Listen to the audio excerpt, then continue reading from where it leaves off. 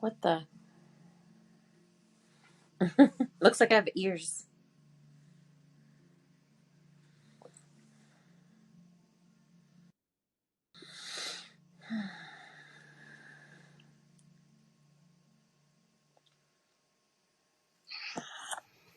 Hey, this is Trap with Rolled 740 Inc. I'm here with my beautiful wife, Summer Rae. Hi, darling. Thank you for doing this with me. I know this is not your kind of bag, but I appreciate you taking the time. It's definitely not my cup of tea. Okay, so I anyway, know. I can't hear you in these things. I could just hear you on my phone. Okay. Take them off then. If they're not doing it, then Well, take I them can't off. hear you through them. Okay. Okay. How about now? Can you hear me now? Yeah, I can hear you. Okay. So I want to talk just a little bit about, we're going to keep this one short. I want to talk a little bit about support groups, which is what I'm trying to do with this podcast. I'm trying to reach and help as many people as I can. And it's starting with the same support groups that you reached out to when I was in the hospital. And, you know, I was in a really bad place. I didn't realize it till later, you know, who you connected with and how you made it all happen and how it all went. So hang on one second. I got to do one thing. Okay.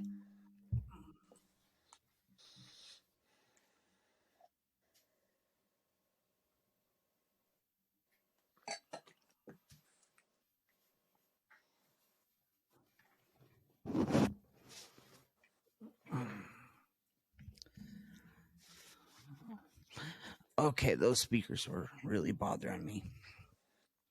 So it's hard to see you a little bit. I just see your nose down. Might want to adjust that just a little bit. There we go. There we go. Should I back up? No, you're good, babe. So, like I started to talk about a little bit, you know, I joined a whole bunch of GBS, you know, Guillain-Barré syndrome and CIDP groups, support groups on Facebook. I guess it took me a couple of months after getting out of the hospital. One, because I didn't have the physical strength to move my body or even hold my phone at the time. And two, I don't think I had the energy or the strength mentally to even, you know, get into that. But I get stronger every day. And now that I'm, you know, strong enough to do this, I feel like I'm not even obligated, but honored to pay it forward, if you will, to pass on any knowledge that I have that can maybe help someone else. And that's all it's about. Yeah. Is if I could help somebody else. So Yeah. I mean, to just to start from the beginning, because that's kind of where I was, and it's kind of probably where people might be in the situation right now watching this. Even if people, you know, get the privilege of getting to this point and watching this when it needs to be watched. That's the you know, timeline of the situation of when you get sick. But my dad, um you know, bless his soul, he's more knowledgeable about Facebook than I am. And he jumped on Facebook and he joined a bunch of sites and he sent them to me. And he was just shooting me all these like, join this Summer, join this survivor group, join this, you know, other group, join this. And at the time, I was just overwhelmed. And I just couldn't, like you said, when you got home, you just couldn't. And when I was in the hospital watching you deteriorate, I just couldn't, you know, I couldn't join groups to talk about things because I was so overwhelmed. But there came a point where I had no choice.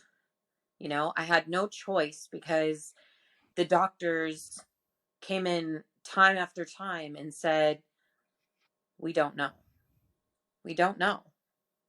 Like, we can't give you an answer. We don't know what's wrong. We know what he has, but we don't know why he's not responding. We don't know what to do. We don't know how long he's going to live.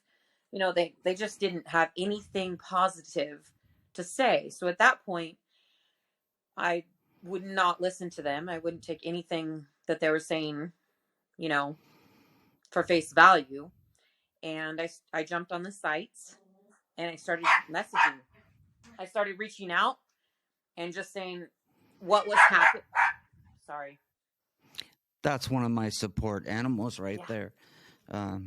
For those of you who don't know, I have two emotional support animals, and that's one of them. That's Fletcher. I can tell by his bark right there. Yeah. Yeah. He's down here wanting me to pick him up. So let's just pick him up. Pick him up so it's not a problem because he won't stop.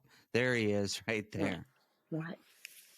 So basically, I just got on the platforms. I joined the sites as a caregiver, because, they ask, do you have, some of them ask if you have GBS or CIDP or if you're a caregiver. And I joined as a caregiver. And I just threw it on the platform and said, my husband is in a really bad situation.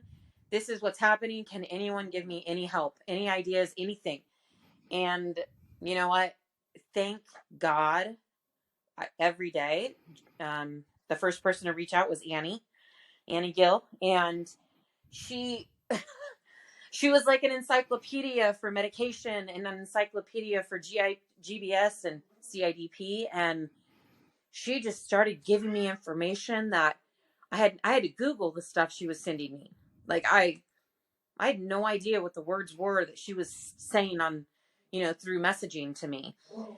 And I just wrote everything down. I Googled it. I educated myself. And then I took it into the doctors the next day and I presented it to them. And that happened week after week. And then when it came to the point where you needed rituximab, which, I'm sure you'll get into later in the podcast, that we had brought that up in the very beginning when you could speak. And they told us, no, you weren't a candidate. But when it finally came to the point where they're like, oh yeah, he needs rituximab, and we had already brought it up to them several times, I reached out again on the platform and asked if anyone had had it and if anyone had had any luck and like what to expect. And that's when Steve, no, actually someone gave me Steve's contact. He didn't reach out. Someone gave me his name. And then from that, I, went into his Facebook, messaged him. And then from that point forward, he's been in our lives and he went through everything and he, told me what to ask for and what you needed. And he kind of like gave me the synopsis of what everything you were going to deal with. And you did. You went, timeline for timeline with him from the day that you got it, from the day that you started moving again. So, I mean, as much as I hate social media at times, I think that it educates people more than we know. And at this point, it brought people into our lives that would have never been in our lives before this. And, we're so blessed now to have them in our lives. And we do, you and I, have an obligation to anyone who's going through this to help them. After you got better, I got a message from Facebook from my cousin who had someone that was sick, and his wife was going through what I was going through, and she messaged me daily. And I did the same thing with her. I gave her every tool that I could. Ask for this, do this, do this, do this, just like you're doing. And, all we can do is hope, pray that the doctors listen and, his body you know, reacts to certain things. He doesn't get infections from the hospitals because that will take people out quicker than, you know, GBS will. Yeah. That the doctors, you know, that the nurses don't give them something they shouldn't, that they don't let an infection go too long, that they don't let his breathing tube come out and he doesn't, you know, have other complications from that. Um, but Yeah, we've been through all of that. yeah, I mean, it's as sad as it is, it's human error, and everyone in the hospital is human. But when it's your loved one, it's unacceptable, right? You know, but Yeah. um, yeah, but we were just blessed. I mean, and I think that that's why I push for this podcast so much, and I want you to be a part of this community because I think that it's not talked about enough. And instead of having to search for all these answers, it should just be there. And the doctors should know this. The doctors should promote this, right? The doctors should be like, hey, we don't have all the answers, but here's a platform where you can go talk to survivors, Yeah. right? I agree with you. And I've been signing up for, and you've been, you've helped me out, and you've signed me up for a couple of these.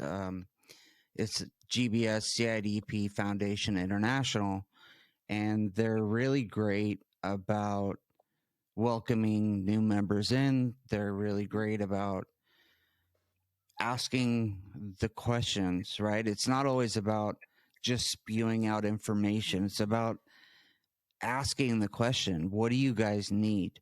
What could you use from Mm-hmm. us? How could we better, inform you or your family? And so I'm proud to be a part of that organization. And,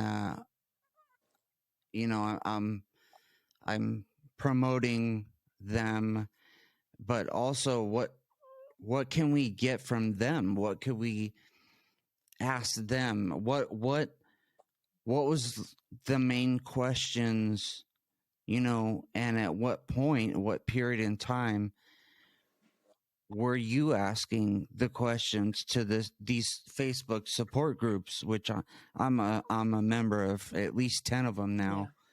And, I reach out to folks, daily, and I talk to people all over the world. And I'm not saying I have all the answers. Surely I do Right. not. But I have my own experience, and that's all I have to go off of. So, what would you say to somebody who's in the place that you were in, watching your husband at a time where he couldn't speak for himself? At that point, what were the kind of questions that these support groups helped you with? What did you need to ask? Or I know one is you can never stop advocating for your loved ones or yourself if you're still able. Yeah. Because if you go by the book, and standard SOPs Mm-hmm. are, the book says we do this at this time.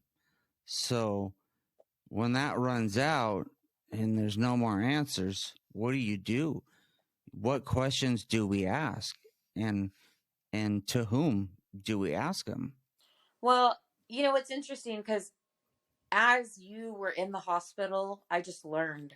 I learned every day. And I learned Loma Linda way, right? Which is a great way. They're a level 1 trauma unit, trauma center. They're an amazing hospital with amazing nurses and doctors. I would never have anything negative to say about that place. I do think that there were moments that, you know, people are travel nurses and they come from different places and they have different protocols, and not every place follows the same guidelines as Loma Linda. But as you were in the hospital, I just learned, you know, like your trach, your inner cannula needs to be changed out so often, right? It has to be changed out at Loma Linda standards every so often. And those are the questions I would have never known to ask. You know, like unless someone has a trach and an inner cannula and the things that, like, if they get to the point where that is necessary, like, it would a wife know sitting next to her husband, like, to ask a respiratory technician, hey, have you changed that? Would a wife know, like, to say, like, you know, can I watch you clean it? Because I want to make sure it's clean so he doesn't get an infection. I'm not saying that hospitals don't do these things properly, because we had the best care. We had the best respiratory care and nurses and things like that. But as I watched this, I thought to myself, like, if we weren't there, would you have gotten that treatment? Right? Like, if we were at No, another hospital, would no. you have gotten, respiratory coming in, working with you constantly and working with me, which, Yeah.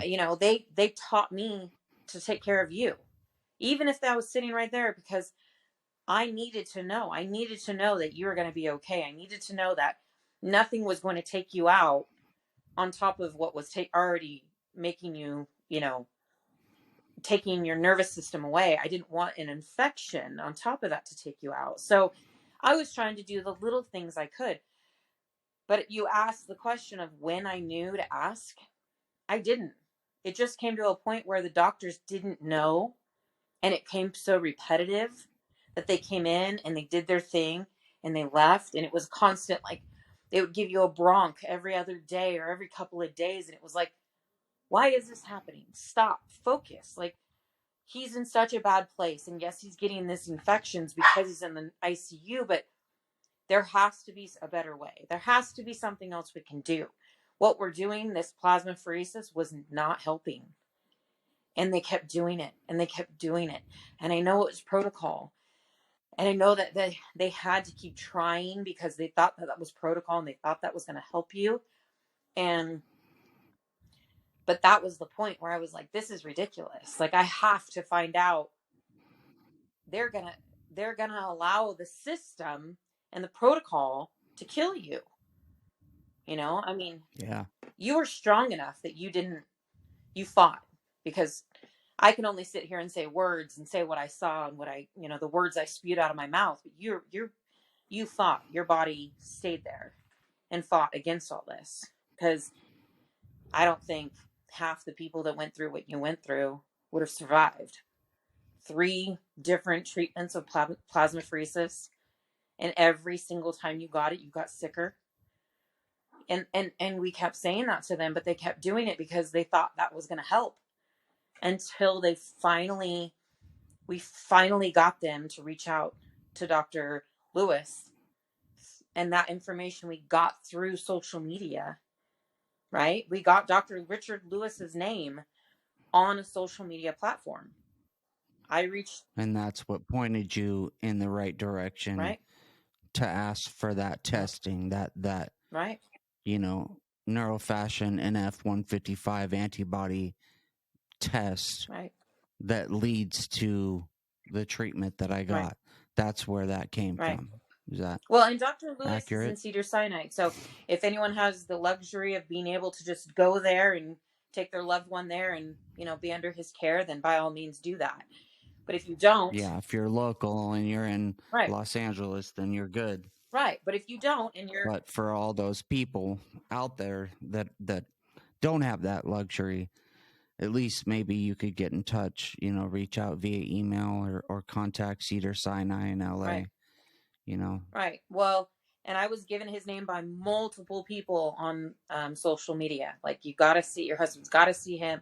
This is the guy to go to. He is the founder of that CIDP group that you're involved in. He's the founder of that. And it's because he's seen this time and time again. And so he communicated with the ICU doctor, which is Dr. Guth at Loma Linda. And Dr. Guth graciously worked with him to get those tests run. But those tests take weeks because they're sent out to the Mayo Yeah. Clinic. And one was sent out and came back correctly. And they saw that they should start treating you with rituximab. But the other one took, a couple more weeks to come back. They had to actually run it again. The Mayo Clinic is another good probably place to go if you have a loved one that needs something, or at least contact. But I don't know any specific doctors there. I just know that this is like the number one locations, the Mayo Clinic. But Yeah, I mean, I don't know. Yes.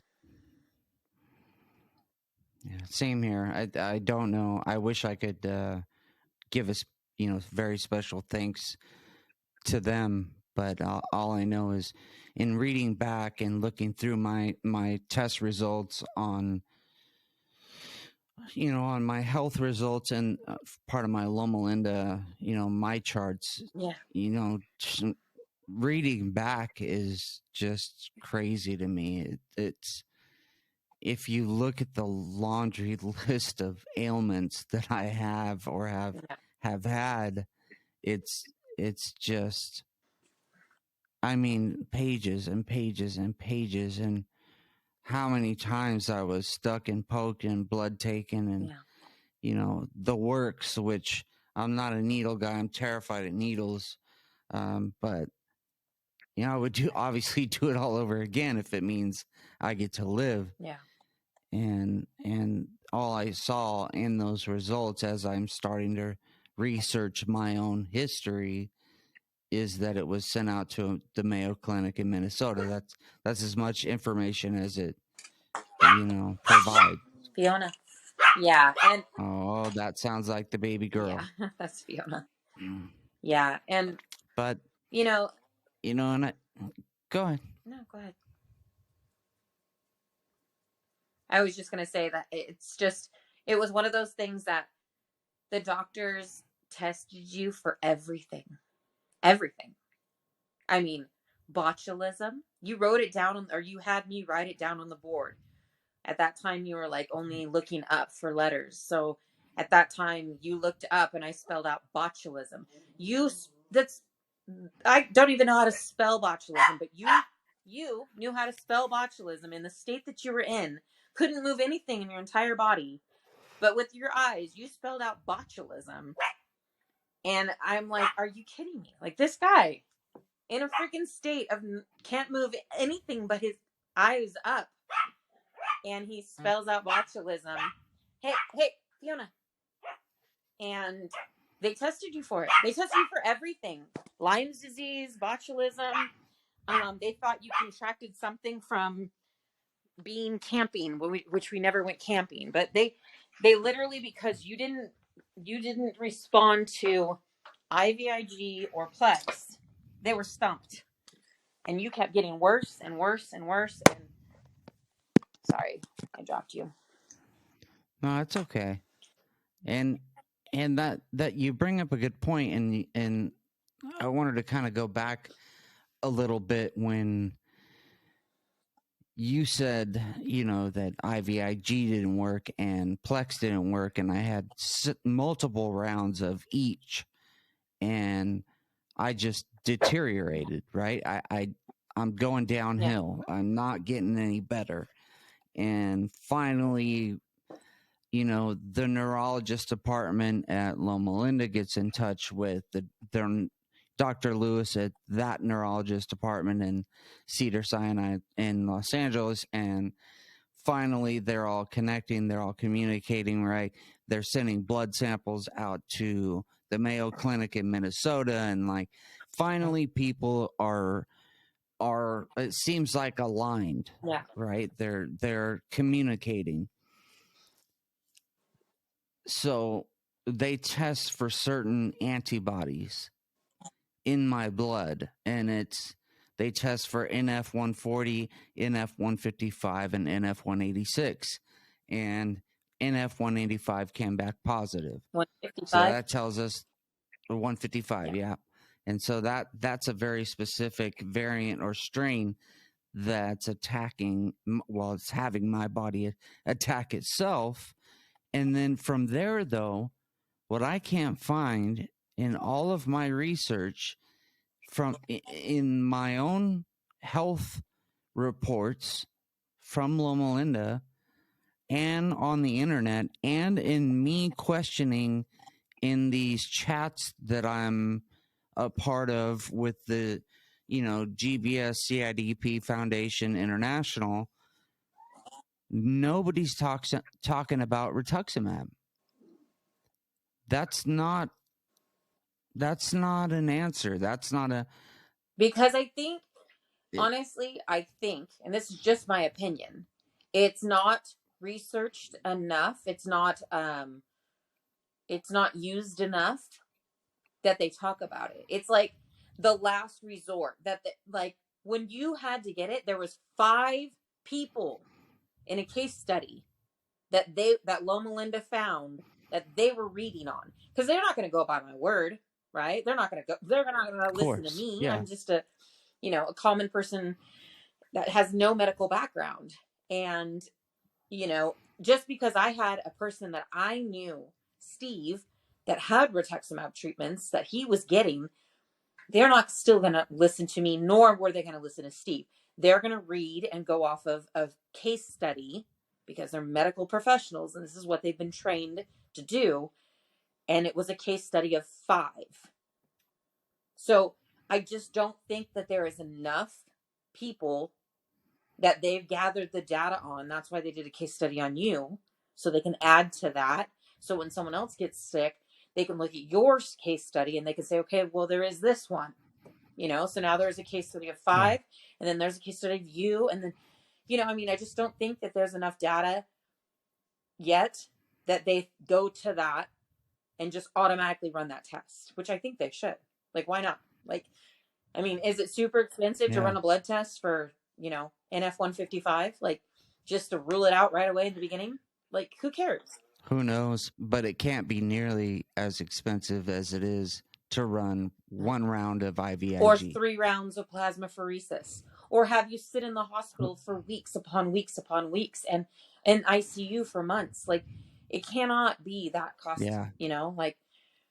So I just don't think that they have gotten there. Like, and when I was on those platforms, many people directed me to CellCept.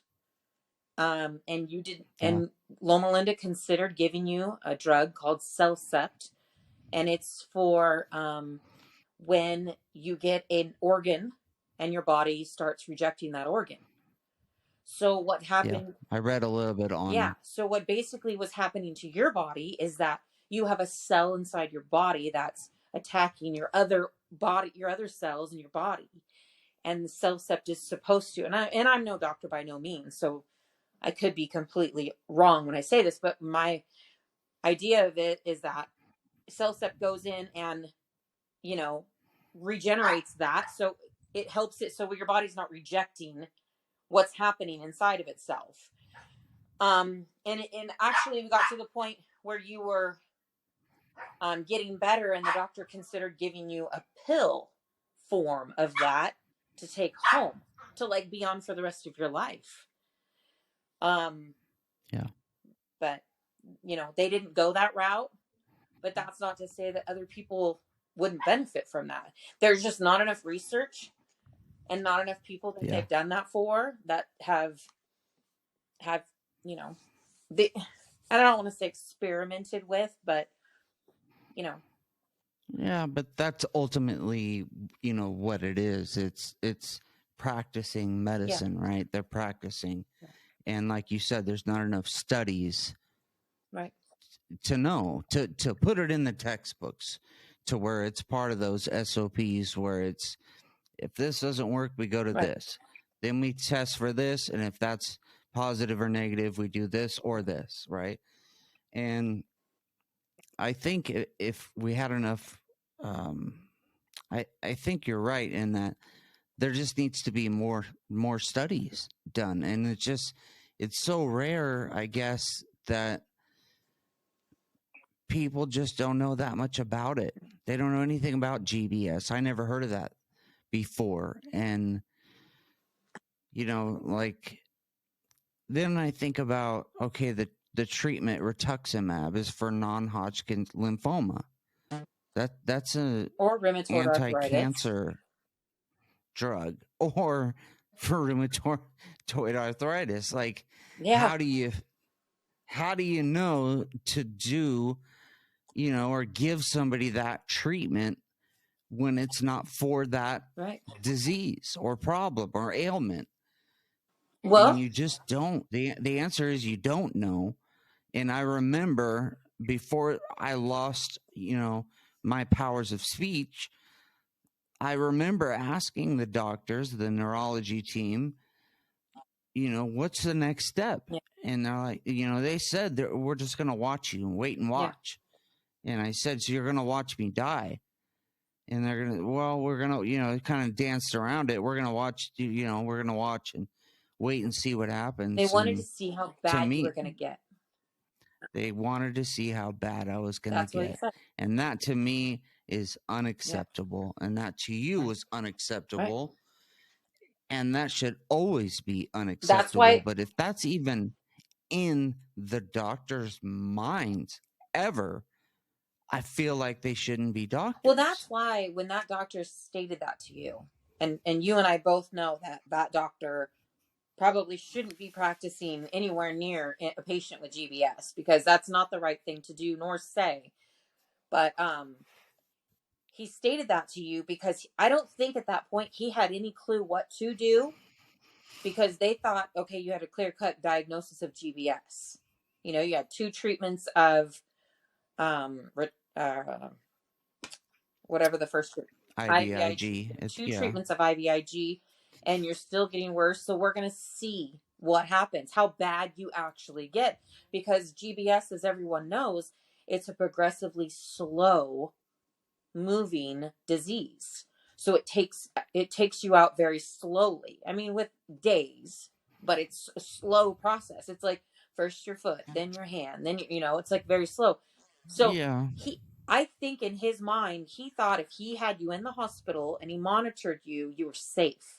Right? I think in his mind he thought that, because he came and had them test your breathing every 30 minutes, every hour, something ridiculous. So they woke you up every hour to make you breathe, because he knew something bad was going to happen. He just didn't know when. So it was terrible. It was the worst thing he could have ever done. Like, let's just waste time when this is something that we can get ahead of. Let's just waste time and watch it progress. But I'm going to, in the meantime, monitor him and make sure that, if he does stop breathing, I'm here so I can intubate him. It's like, that's not the answer. If No, that's never the no, answer. but, I mean, here nor there now, but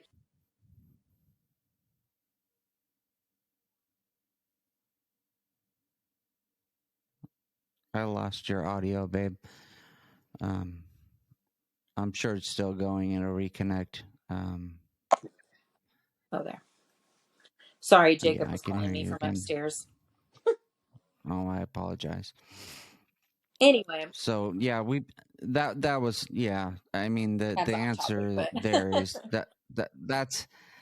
that's never the answer. Even if you're practicing medicine, the answer is never to wait and watch. I remember specifically telling the doctors in their rounds, usually between 9 and 10:30 in the morning, neurology does their rounds, and I told them that was unacceptable, and you need to run more tests. You need to give me another treatment, something, anything. And I yeah, remember him telling me specifically that there are no other treatments. right. We After we gave you, asked for rituximab, yeah, and when I said rituximab to him, he laughed, because obviously I probably didn't say rituximab or retux. I probably mispronounced it because I'm not in the medical profession. And he's like, no, no, no, we don't do that. We don't go there. That's way too soon. Sorry, are we disconnected? no, I just lost your video, but you're back now. All right. So, Um, I think I don't know the insides of medicine, and I don't know their protocols and their costs of things, and you know, but when we mentioned these things to him and you were still speaking, you were still sitting up at this time, they were just like, no. But again, if you remember, that doctor was with us for maybe a day or maybe 2, and then he was gone, and we never saw him again, because they're on yeah, rotation. So who knows right. if he And was, thank God. yeah, who knows if he was a doctor at the hospital, or if he was just, like visiting, or I don't know, because we never saw that doctor again. All the other doctors we did see at Loma Linda were amazing. And even The doctors and the staff, and the the staff. all the most of the nurses, the ICU nurses for sure. Um, Shout out to both Mo's and Jen and Charlie. You know, as one of my RTs. I mean, these are just some really amazing people that, you know, I like to say that you know, my wife kept me alive, and I believe that truly, because you never stopped and you never gave up, you never gave in. But it just goes so much further than that. There these people that dedicate their lives to making sure somebody else gets another chance is, Yeah. I don't know how to thank them. I'll never be able to thank them or repay them. I'm forever indebted, and I just want to say that I thank you guys. I love you guys, and you know, Yeah. I mean, the staff there, I think they can all, contest to the fact that I did not save you. You saved yourself, you know. I think it was a combination of you being a strong-willed person and you not letting go, and then the doctors not giving up, and me being there to just kind of graciously nag in their ear about, like, what about this? But here, have some donuts. And what about this? And here, have some cookies. Like, they love yeah, those donuts. like nicely coax them to the fact that I'm not going anywhere. He's not dying. We're not doing this today. So have a cookie. Let's talk about what we're going to do next. And I would bring my pad of paper, and I was very involved. I was very attentive. I would take notes every single day. I wrote down your medications. I made sure that, not in an insulting manner at all, but that everyone was on their best game when they walked into our room, right? Because, it happens. Everyone gets involved in, okay, well, I'm tired. I worked all night last night. I'm tired today. I'm going to be a little more relaxed. But they knew when they came into our room, I was on top of it. So they didn't have to be as much, and that they were. I'm not saying they weren't, but they knew I had my list. I was watching you. I was making sure that everything was okay. They did their job. I helped them. It just became an environment where I think hand in hand, they It enjoyed was me a there. teamwork. Yeah, it was teamwork. They enjoyed me there as much as I enjoyed being there. Like, if my husband's going to be in the hospital, I was with the best people I could be with. Like, I made That's right. friends out of that situation. So, and thank God, the best result came from it. You're home. And all I can say is, for people who could be going through this right now, social media platforms, by all means, can help. Um, I'm not sure at the timing of when it helps and when it doesn't help, but maybe someone is on a social media platform. Maybe someone could reach out to these platforms and then give it to you, because not everyone does social media, and Sure. Yeah. um like I said, my dad gave me the tools. He's like, Summer, join this site. Summer, join this site. Join this site. And I was like, oh my God, I can't. I can't right now. But eventually I did. I jumped on, I joined them all, and that's where I started asking questions. So, I mean, hopefully, hopefully everyone has a loved one that, it might not be their wife, it could be their parent, it could be their aunt, uncle, cousin, whatever, but somebody that can jump on and, Yep. you know, just ask a question, and the answers might not be exactly what you need, but who cares? Write it on a piece of paper, take it to the doctor, and show them that you're invested, Yeah. you know? Just maybe we can get you, even if nobody has the answers, maybe we can just get you to a place where they do. You know, Yeah. maybe we can just, you know, get you to the right foundation or the right support group or the right people, Mm-hmm. the right doctors, Yep. nurses, support groups, whatever it may be. That's what we're Yep. all about, and that's what we're trying to do here. That's all this is. We don't want anything out of it. I don't want anything out of it other than just maybe I Helping. can help some people. Yeah. That's all it's about. Maybe I can It's help about some people. So paying it back. That's all it is. yeah, paying Paying it it back, back. paying it forward, Paying it and forward. you know, I like to say, you know, I don't, I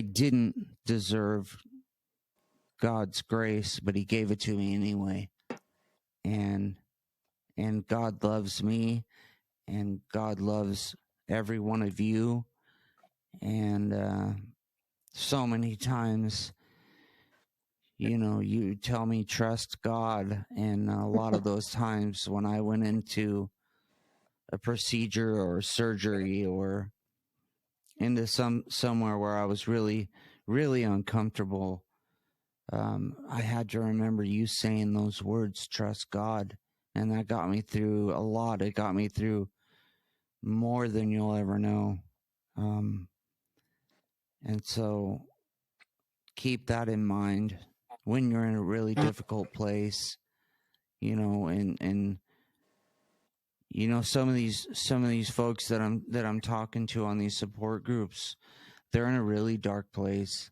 and they're talking about suicide, and you know, I'll keep this short, and I won't say last names, but one gentleman named David, you know, he reached out on one of the support groups, and he was talking about ending it, and he just had enough. He just had enough, and I understand those feelings too, and that's for another episode. But after talking to him for a while, I said, "All right, David, so